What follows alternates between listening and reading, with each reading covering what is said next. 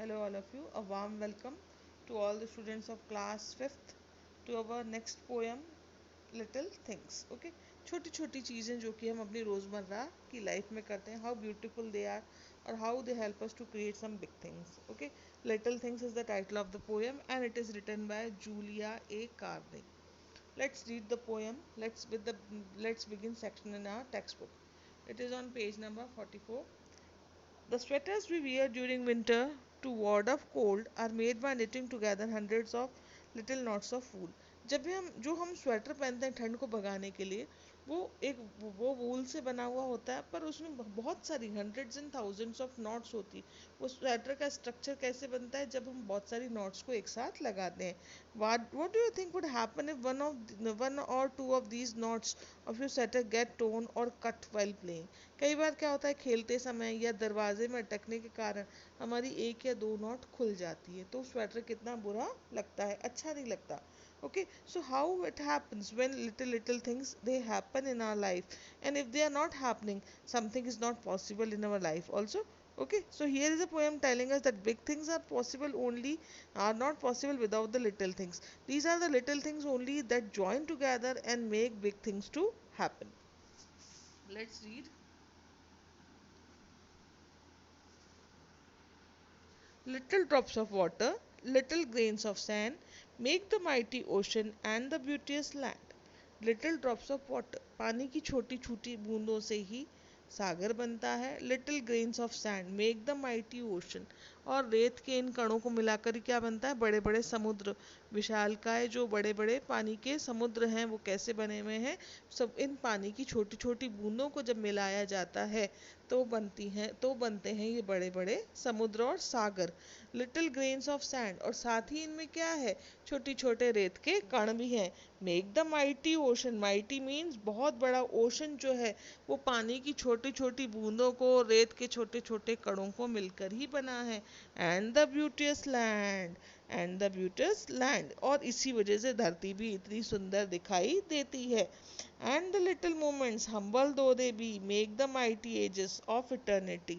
ये जो सुंदर है, ये धरती क्यों सुंदर है? क्योंकि ये सागर, ये पृथ्वी पे और जो रेत फैली हुई है, इसकी वजह से भी धरती बहुत सुंदर दिखती है। एंड द लिटिल मोमेंट्स, और समय का जो पहिया है, छोटे छोटे क्षण मिलकर क्या बनाते? हम्बल दो दे बी, ये छोटे छोटे पल जो हैं, जो कि बहुत विनम्र हैं, जो कि बहुत स्वीट हैं, पर उनसे क्या बनते हैं? बड़े बड़े साल बन जाते हैं, बड़े बड़े युग बन जाते हैं। ऑफ इटर्निटी, दैट मीन्स जो कि मतलब इटर्निटी मीन्स जो कि लॉन्ग लास्टिंग है, जो चलता आ रहा है। समय का चक्र जो चल रहा है, वो इन सेकंड से, इन छोटे छोटे क्षणों से ही बना हुआ है। So our little errors lead the soul away from the paths of virtue into sin to stray.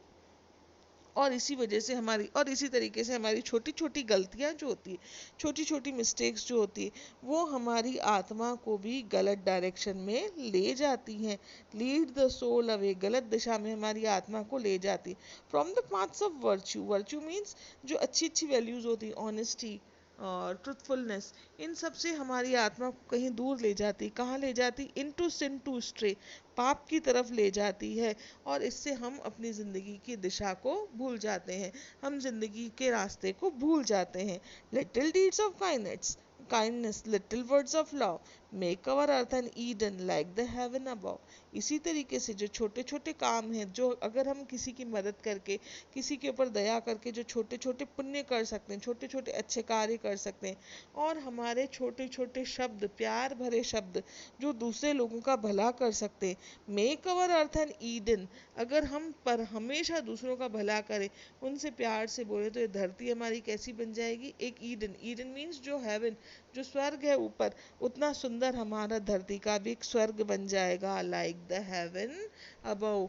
अगर हम सबसे प्यार से पेश आते हैं, अगर हम सबसे प्यार से बोलते हैं, सबके ऊपर काइंडनेस रखते हैं, दया रखते हैं, तो हमारी ये धरती भी स्वर्ग में बदल जाएगी। Julia A Carney is the writer of the poem. Okay, let's move further towards the exercises. Let's try one. Answer these questions on the basis of the poem you have read. Fill in the blanks choosing the correct option from the brackets. Little drops of water. little grains of sand make the mighty ocean and the beauteous land.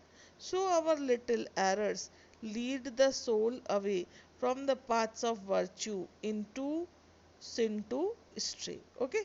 Now next is, let's try to question answers. The answer sheet will be sent images. Read the below lines. Roaring clouds came running to mountains. The lake was shivering by the touch of morning wind. What picture come in your mind when you read the above lines? Roaring clouds come running to mountains. The lake was shivering by the touch of morning wind. You can actually see the clouds roaring and running, the lake water shivering.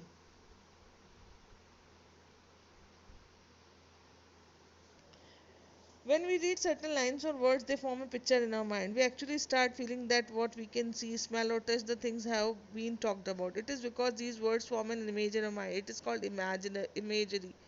A writer uses imagery to help a reader experience what he or she is reading about. Similarly, when you read the first four lines of the poem Little Things, you form a picture in your mind, the little drops of water and rivers running together to make the mighty ocean. Did you also imagine little grains of sand getting together to create the beautiful land on which we live? Discuss. Yes, we can see that the picture, the poem is showing us the imaginary is clearly predicted in a poem. Okay, so now whenever we think of the little drops of water, we all know very well that little drops of water gather and make the ocean. Little grains of sand are there scattered on the boundaries of the ocean. Okay, so imagery is used in a poem. Okay, now what you have to do is you have to just discuss only. Okay, so no need to do this question.